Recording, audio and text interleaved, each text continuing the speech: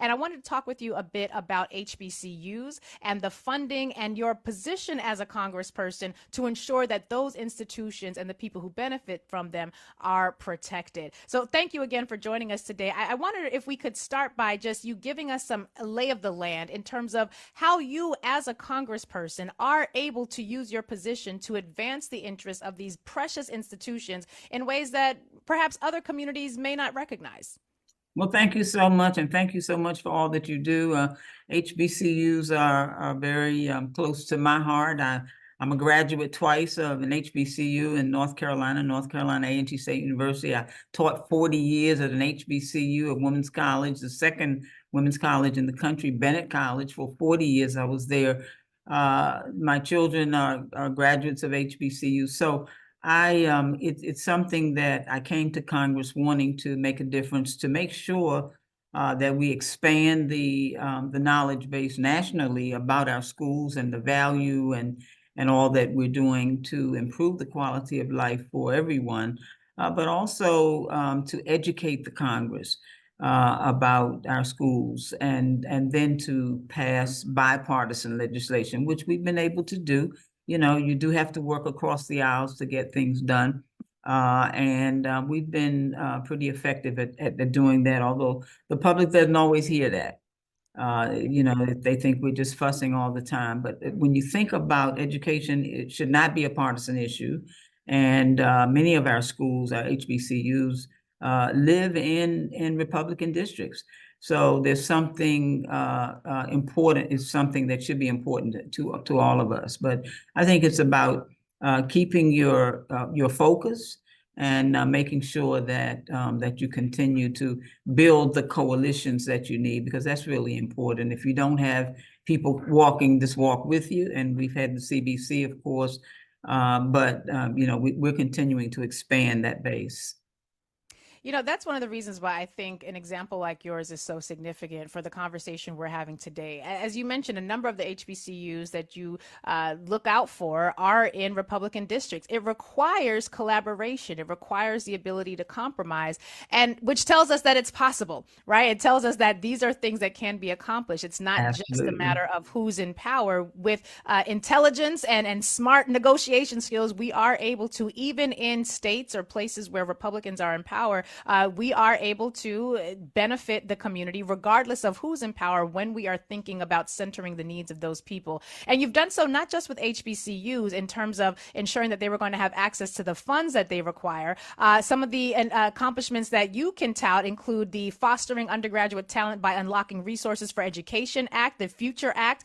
This permanently provides funding, which totals $255 million a year for minority serving institutions, including $85 million for HBCUs. And that's on top of your fight to ensure that the base level of funding that HBCUs requires is also there. So we know this can happen. We know that when our community elects people like yourself who are willing to fight for us, that we can see results. And it's not just in the HBCU arena. You have also been very vocal in your support for reproductive justice. And I want to thank you once again for sending in your comments to our Black Maternal Health Town Hall that we had just last month, the Mama Love panel. And your words were so touching, and we appreciated that. But you aren't just talking about it, you're busy being about it. Talk with us about the state of reproductive justice and your effort, along with the efforts of the other sponsors in Congress and in the Senate, for the Momnibus bills and the other pieces of legislation that are designed to protect reproductive justice, particularly for communities that are most in need of it. Well, thank you so much for that. And let me just first of all say that we're talking about health care. And when we've had so much discussion around abortion care is health care, reproductive care is health care. And so I think we have to be cognizant about the fact that as women, our rights need to be respected, to control our own bodies, our own health care. And actually, Congress doesn't need to be telling us what to do. Government does not need to be telling us what to do. As women, they don't tell men that. But these are medical related issues, and they should be kept private between a woman and her doctor. So we're continuing to make sure that we preserve and that we recapture our ability to have make our own decisions about our reproductive health. We've got bills going. For example, you mentioned the Momnibus. We reintroduced that package this year. Lauren Underwood, who is my co-chair, and I started the Black Maternal Health Caucus, and from that we created the Momnibus package, which is about 13 bills. One of those bills have reached the president's desk and has passed through. But we're continuing to make sure that we get this whole package. It is a comprehensive approach to solving the problem of maternal health. Mm. It takes vision for something like that to come together, because these are issues that we've been grappling with for a very long time. Have you seen a lot of pushback in Congress? Because the bills have been reintroduced not just this year, but multiple years before now. What is the source of resistance to the Momnibus package, and what can we, the people, do to help you and your co-chair, Representative Underwood, and all the other congressional members who are in support of this legislation? What is our role as constituents, as Americans, to make sure that we are doing what we can to get that legislation over the finish line? Well, let me just first of all say, I think sometimes resistance has a lot to do with folks just not knowing. We don't know what we don't know. And so education is really the key.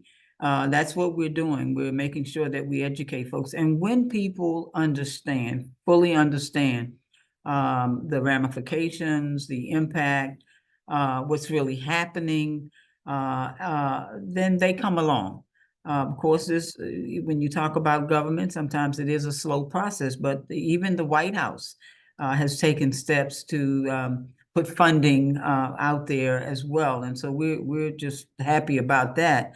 But this is a human rights issue, and so the Momnibus is really going to help us solve a lot of problems. But I do think that when we talk about reproductive care, there are lots of members of Congress who really don't understand it. They don't understand the Momnibus. So again, it's about educating. And I think as the public, you can do what you're doing, broadcasting it, talk about it, making sure that we have an opportunity to hear from you, not just those of us who are working on this issue, but those who may not be. Because inequality in healthcare is really the most shocking and the most inhumane when you think about what Martin Luther King said many, many years ago. So we've got a lot of disparities in our medical system, and of course, a lot of folks don't know that if you haven't experienced it. For me, as we started the Momnibus and the Black Maternal Health Caucus, it was an important issue to me because it was personal. My daughter almost became a victim, and my granddaughter, who now is 18, but we almost lost both of them. So these bills will really they will intentionally help to address the problem through community-based organizations, through perinatal workforce, through all of the things that need to happen, social determinants of health. All of those things will impact this process to making sure that our mothers will leave the hospitals with their babies, and our babies will leave with their mothers. Well, Representative Adams, I know that they are calling you back into committee. So I'm so grateful for your time, because I really wanted to have a great contrast between our prior conversation and what it means when you have elected officials from our community who understand that our humanity deserves to be centered, and we deserve champions for the issues that matter for us. And when it comes to our educational opportunities, as we're seeing the retrenchment in access to books and literature and information that is so necessary for a healthy educational development, as we see the retrenchment in rights. I was at a panel yesterday I was hosting, and I asked how many people in the audience knew someone who was 51 years or older. And I said, yeah, that person is older than a single woman's right to have access to birth control. If you know someone 53 years or older, they're older than a woman's right to have access to an abortion. And so we are at a point right now where champions are what is necessary to help us meet this moment. And I just want to thank you for consistently raising your voice as a champion on behalf of not just your constituents, but all of us who are looking to Congress to really engage in the work of defending the people. And thank you so much. It's all about service. It is the rent we pay for living on this earth. And I'm trying to keep mine fully paid up, and I hope everybody else will come along and do that. But it's an important issue. It's something that families, not just women, need to be concerned about. And clearly, I think we can we can tackle this and we can solve it. And thank you so much for your commitment and your involvement and really trying to get the word out to the public. We appreciate that very much.